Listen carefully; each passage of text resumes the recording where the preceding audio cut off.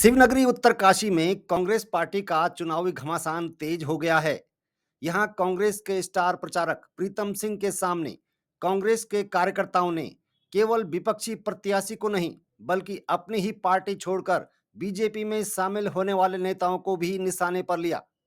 सवाल उठ रहा है, क्या कांग्रेस को बीजेपी से ज्यादा खतरा अपनी ही पार्टी छोड़कर बीजेपी में गए नेताओं से हो गया है?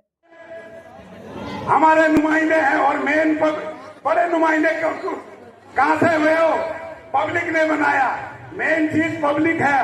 पब्लिक जिसको चाहे हीरो बना दे, जिसको चाहे जीरो बना दे।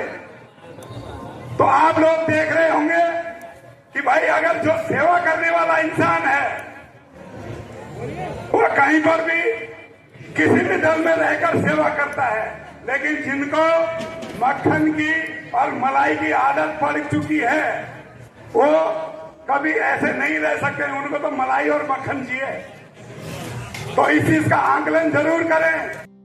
उत्तरकाशी के नगर पालिका चुनाव में कांग्रेस के स्टार प्रचारक प्रीतम सिंह के सामने स्थानीय नेताओं ने जो बयान दिए, उससे साफ जाहिर है कि पूर्व में पार्टी के भीतर के ही कुछ नेता अब कांग्रेस के लिए बड़ी चुनौती बन गए हैं। इन नेताओं को मंच पर पानी पी पी कर कोसा गया और एक सवाल लगातार सामने आ रहा है, क्या बीजेपी में शामिल होने के बाद भी इन नेताओं का वही जलवा कायम रहेगा जो कांग्रेस में था? यहाँ कांग्रेस कार्यकर्ताओं का गुस्सा विशेष रूप से उन नेताओं पर है जिन्होंने पार्टी छोड़कर बीजेपी का रुख किया। एक टीम है, एक बी टीम है, तो ये सीधा ये भ्रष्टाचार में आगे हो सकते हैं। बाकी अगर जो एक प्रतिनिधि को होना चाहिए, एक आगे के लीडर को होना चाहिए, उसमें जो भी गुण होंगे, और अगर दिनेश गौड़ जी से अगर ये किसी भी उसमें आगे आए तो हम बोलेंगे कि चलो भाई तुम ही बैठो।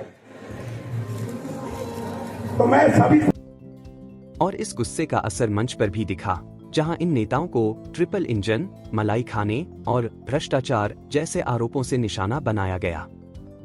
कांग्रेस के नेताओं ने इन पार्टी छोड़ने वालों को लेकर जमकर खुमार निकाला और विपक्षी उम्मीदवारों से कहीं ज्यादा इन नेताओं को ललकारा। तो क्या बीजेपी में शामिल होने के बाद भी ये नेता कांग्रेस की रणनीतियों में बड़ा बदलाव ला पाएंगे? क्या वे चुनावी समीकरण को बदलने की क्षमता रखते हैं, या फिर ये बदलाव केवल एक राजनीतिक चाल बनकर रह जाएगी? में तुमने जो है हमारी मतलब कोई हिसाब ही नहीं कि कितना घोटाला करवा दिया, कहां से गिनाए। तो जब तो अगर ट्रिपल इंजन में भी जोड़ेंगे तो फिर तो जो है क्या स्थिति होगी आप सब जानते हैं। तो ये समय है पब्लिक के पास, उत्तरकाशी शहर वालों के पास, मूल्यांकन कर लेना।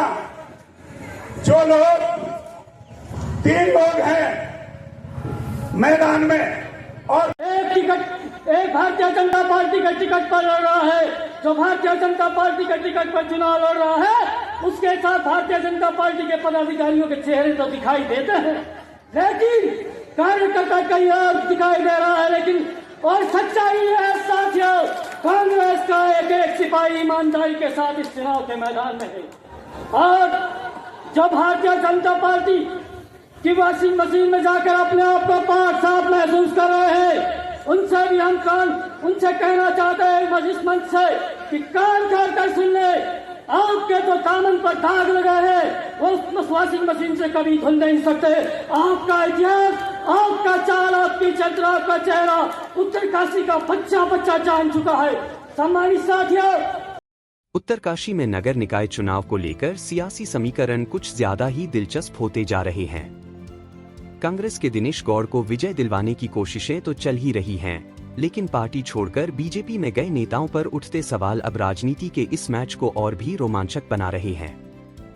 यह चुनाव सिर्फ भाजपा और कांग्रेस के बीच का मुकाबला नहीं, बल्कि उन नेताओं के भविष्य पर भी सवाल खड़ा कर रहा है जो कांग्रेस से बीजेपी में गए। अब देखना यह है कि क्या इन नेताओं का यह कदम चुनावी परिणाम पर असर डाल पाता है या नहीं। तुमने जो है हमारी मतलब कोई हिसाब ही नहीं कि कितना घोटाला करवा दिया, कहां से गिनाए। तो जब तो अगर ट्रिपल इंजन में भी जोड़ेंगे तो फिर तो जो है क्या स्थिति होगी आप सब जानते हैं। तो ये समय है पब्लिक के पास, उत्तरकाशी शहर वालों के पास, मूल्यांकन कर लेना।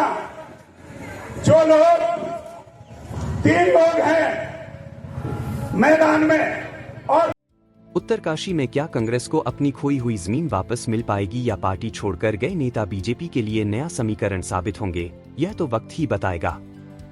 फिलहाल चुनावी नतीजों का इंतजार रहेगा।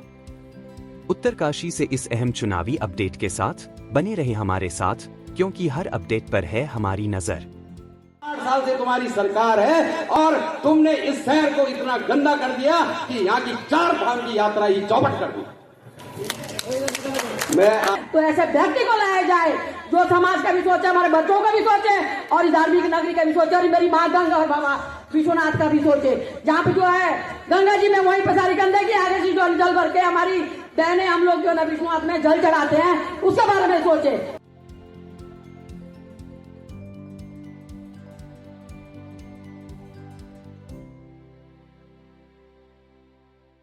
जहाँ तक पांडव नृत्य की बात